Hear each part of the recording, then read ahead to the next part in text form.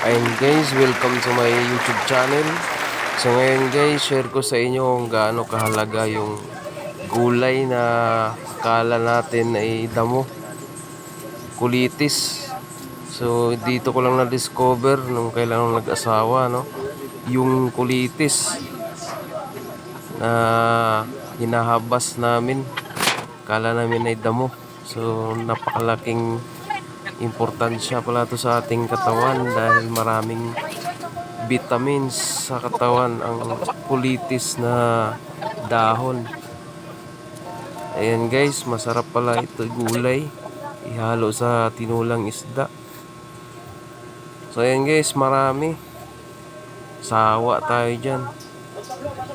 So masarap yan guys, try nyo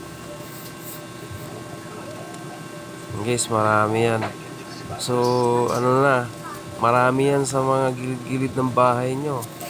Try nyo guys, masarap.